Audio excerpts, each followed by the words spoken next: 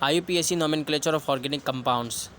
IUPAC nomenclature of organic compounds lecture number 1 में हम कुछ मेन पॉइंट्स को स्टडी करने वाले हैं।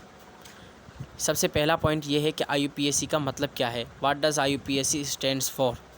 IUPAC का मतलब है international union pure and applied chemistry. ये और कुछ नहीं, ये एक सिस्टम का नाम है जिसमें 57 ममालिक शामिल हैं।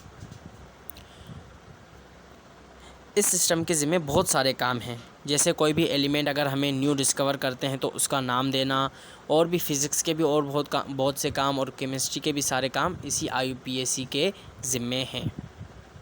IUPAC से पहले, IUPAC से पहले जब हमें कोई भी ऑर्गेनिक कंपाउंड्स मिलते थे तो उनके नाम उनके जहाँ से ड्राइव किया जाता था उसी पर रख देते थे। जैसे मार्शी प्लेसेस पर हमें सुई गैस ही पाकिस्तान में कहते हैं मीथेन को, अगर हमें वो मिलती थी तो उसका नाम हमने मार्श गैस रख दिया। विनीगर में हमें एसिटिक एसिड इथेनोइक एसिड मिलता था तो हमने उसी के नाम पे उसका नाम एसिटिक एसिड रख दिया।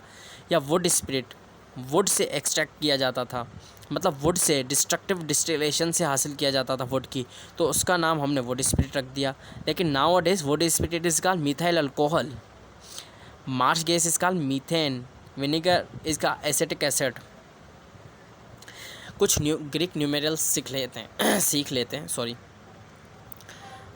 मिथ को कहते हैं 1, एथ को कहते हैं 2, प्रोप को कहते हैं 3, ब्यूट को कहते हैं 4, पेंट को कहते हैं 5, हेक्स को कहते हैं 6, हेप्ट को कहते हैं 7, ऑक्ट को कहते हैं 8, नॉन को कहते हैं 9, डेक को कहते हैं 10। अब ये गिनती आपको याद रखनी है। केमिस्ट्री में कुछ चीज़ें हमें याद रखनी पड़ती हैं। उसके बाद ये जब आप याद रखेंगे इंशाअल्लाह कुछ दिन में ये आपका कॉन्सेप्ट बन जाएगा इंशाअल्लाह। अब हम चलते हैं अगली पॉइंट की जानिब, लेकिन उससे पहले मैं आपको कुछ बताना चाहता हूँ कि मीथेन कोई भी हमें ऑर्गेनिक कंपाउंड दे दें, जैसे ये दे दिया हमें CH3CH2CH3, इसमें कितने कार्बन हैं? एक ये है, दूसरा, तीसरा, तो इसमें कितने कार्बन हैं? 3। तो ये प्रोप से शुरू होगा, ये इथेन, इसमें कितने कार्बन हैं?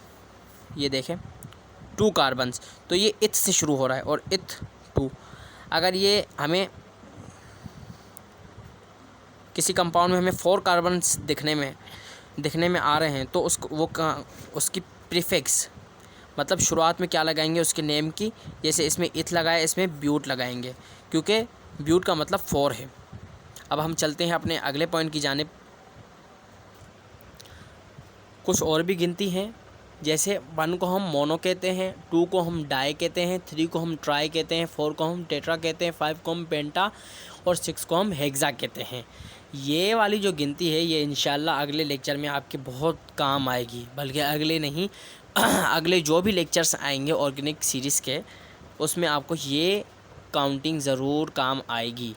और उसके साथ साथ जब हम अल्डिहाइड, फंक्शनल ग्रुप अल्डिहाइड में जब पहुंचेंगे तो ये गिनती भी हमें काम में आएगी। तो अभी आप इनको रट लें, अभी आप इनको याद कर लें, इंशाअल्लाह कुछ दिन बाद ये आपका कॉन्सेप्ट बन जाएगा। अब हम अगली पॉइंट की जानिब चलते हैं। What is alkane? Alkane is simply saturated hydrocarbon. Saturated hydrocarbon वो वाले हाइड्रोकार्बन्स होते हैं जिनमें कार्बन की जो कार्बन, एक बात याद रखें आप, टेट्रावेलेंट है। टेट्रावेलेंट मतलब कार्बन की 4 हाथ हैं, कार्बन के पास 4 इलेक्ट्रॉन्स हैं, कार्बन की वैलेंसी -और +4 बोथ। कार्बन 4 अनासर के साथ एक ही वक्त में बॉन्डिंग कर सकता है।